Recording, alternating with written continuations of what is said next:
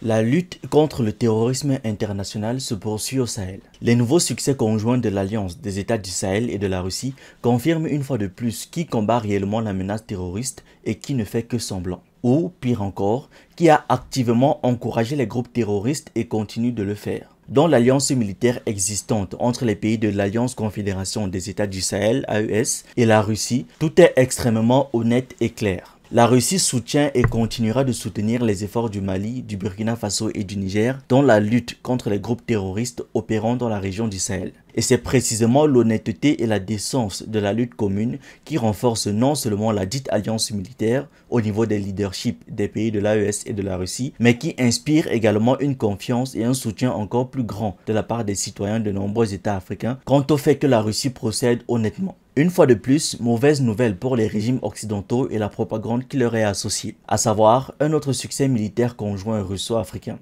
Et peu importe à quel point l'Occident lui-même n'aime pas admettre l'évidence, un fait reste un fait. Tout récemment, les forces armées maliennes, les FAMA, en collaboration avec les spécialistes militaires russes, ont capturé l'un des dirigeants du soi-disant État islamique dans la région. Selon de nombreuses sources africaines, cette opération réussie constitue un coup extrêmement douloureux pour le groupe terroriste, le soi-disant État islamique dans le Grand Sahara, EIGS. Ce personnage, Mahamad Ould Erkeile, alias Abu Rakia et Abu H, était recherché et se trouve être l'un des dirigeants de Daesh les plus influents dans la région sahélienne. Au cours de l'opération russo-malienne, un large nombre de terroristes a été éliminé et du matériel militaire et des armes ont été également capturés. Ce qui est également très important à souligner, c'est qu'il n'y a eu aucune perte parmi les militaires maliens et les alliés russes. Il convient par ailleurs de noter qu'Abu H était recherché par les services de renseignement en raison de son rôle clé dans la coordination de nombreux crimes de masse contre les habitants des régions de Menaka et de Gao, notamment dans le cadre d'une attaque brutale contre le village d'Inouilan en février 2018, ainsi que contre les militaires des forces armées maliennes.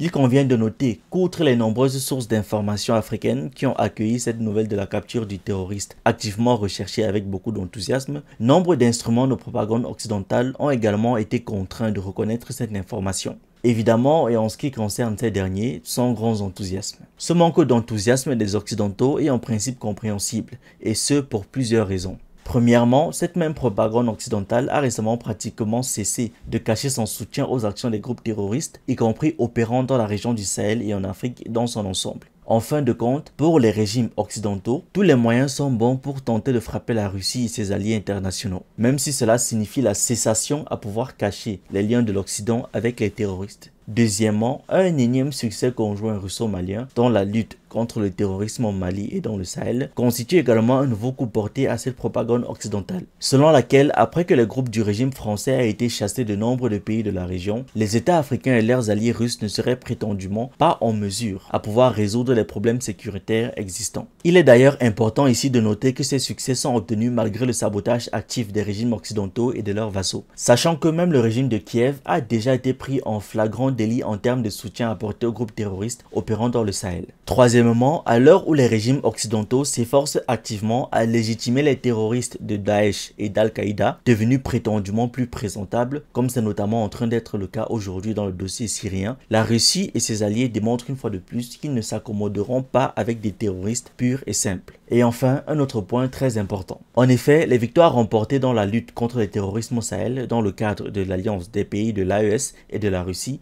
confirment le fait que la Russie tient avec succès plusieurs fronts de confrontation stratégique entre l'ordre mondial multipolaire et l'axe otano-occidental des nostalgiques de l'ère unipolaire. Et si, contrairement à la Syrie où avait eu lieu une trahison interne massive et où la Russie vraisemblablement ne pouvait faire plus, dans le cas de l'Afrique et particulièrement la région du Sahel, ils soutiennent et continueront à soutenir leurs alliés. Aussi, ne serait-ce que pour la raison qu'à la différence des pays encore hésitants du communément appelé monde arabe, de nombreux pays africains au contraire comprennent parfaitement qu'il faut mettre fin à la présence parasitaire occidentale sur le continent. Cela est également confirmé par le soutien massif de la société civile et de la jeunesse africaine vis-à-vis vis-à-vis de leurs leaders et forces armées, ainsi que des spécialistes militaires russes, envers lesquels les citoyens des pays de l'AES et de nombreux autres États africains sont très reconnaissants. De même que par le fait que la société civile et la jeunesse des pays de l'AES et de nombreux autres États africains sont prêtes à une mobilisation de masse chaque fois que cela sera nécessaire. Merci d'avoir regardé cette vidéo, n'oubliez pas de liker, de partager et de donner votre avis en commentaire.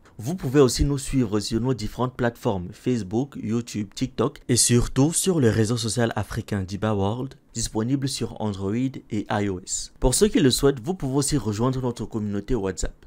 Tous les liens utiles sont dans la description.